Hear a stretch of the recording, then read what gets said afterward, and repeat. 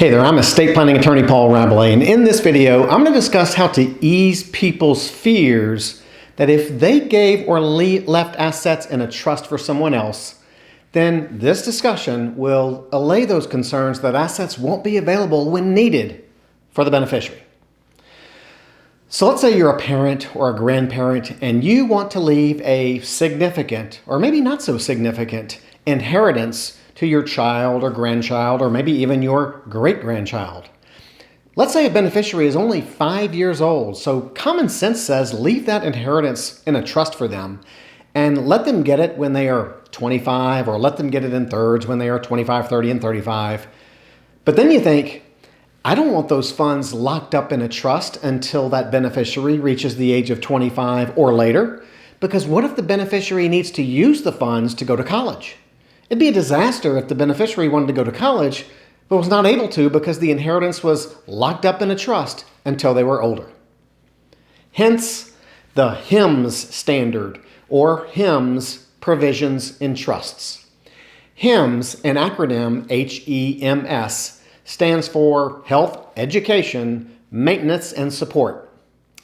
HEMS provisions are often put into trust instruments as a way to provide for the kinds of distributions that a trustee of a trust can make to a beneficiary. Now, with HEMS provisions in that trust for that beneficiary, once that trust is in place for the child, grandchild, or great-grandchild, even if the beneficiary is 10 years old, 16 years old, or 22 years old, the trustee will have the ability to pay for the healthcare needs, tuition for schooling, or even living expenses of the beneficiary prior to the date that the trust terminates and the rest of the trust assets are turned over to the beneficiary. For purposes of this HEMS standard, what, you may ask, is the definition of the words health, education, maintenance, and support? Well, different parties to a trust may define those words differently, but generally, health expenses typically include medical treatment, health insurance, eye and dental care, and prescription drugs. Education expenses typically include tuition for all levels of education, college housing and dining, career training, books, or perhaps studying abroad. Maintenance and support expenses typically include mortgage payments or rent payments, taxes, insurance, and can also include reasonable comforts and customary vacations. And know that a beneficiary cannot require a trustee to make a distribution to the beneficiary pursuant to the HEMS standard. Rather, the trustee typically has the discretion to make distributions to or for a beneficiary pursuant to this HEMS standard. So you can see where both the selection of the trustee and perhaps any communication to your trustee on how to exercise their discretion can be crucial in making sure your intent is carried out. The HEMS standard is also commonly used when a married person wants to provide for their surviving spouse and children or other beneficiaries. For example, a married person can set up their estate plan so that when the married person passes away, their estate is left in trust for their surviving spouse. The trust provides that distributions may be made by the trustee to that surviving spouse for the surviving spouse's health, education, maintenance, and support. And then the trust further provides that when the surviving spouse later passes away, the trust assets revert back to the beneficiaries of that married person who originally established the trust.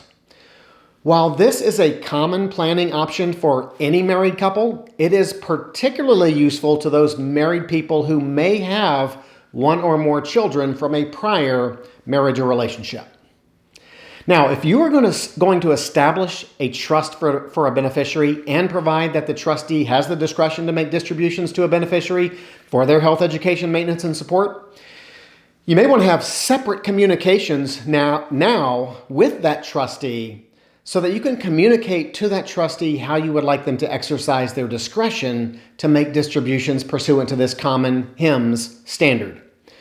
Know that some people get too restrictive with their trust documents. For example, a grandparent may set up a trust for grandchildren and say that the trust can only be used, for example, to pay for tuition only if the beneficiary is enrolled in an accredited university and the beneficiary maintains a 3.0 grade point average, and they pass a drug test every 3 months, and they have no criminal record, and they are an all-around nice person, then the trust will match any W-2 income that the grandchild has.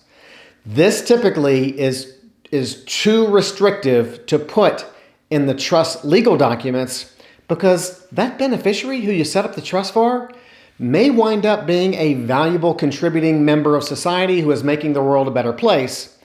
but they don't qualify for any distributions because they did not fit the burdensome restrictions that you thought were appropriate.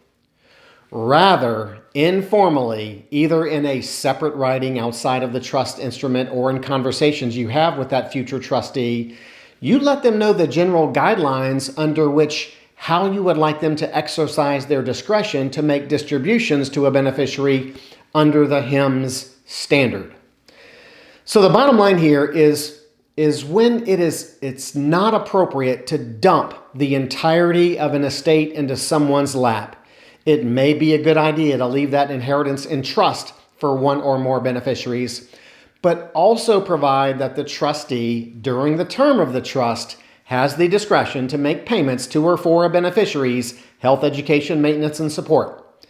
And if you do take advantage of establishing a trust that has HEMS provisions in it, carefully select that trustee or co-trustees who will have the discretion to make distributions under the HEMS standard. And also you should give that trustee or co-trustees guidance regarding how you want them to exercise that discretion to make HEMS distributions. Now make sure you like, comment, subscribe, and go out there and have a great day.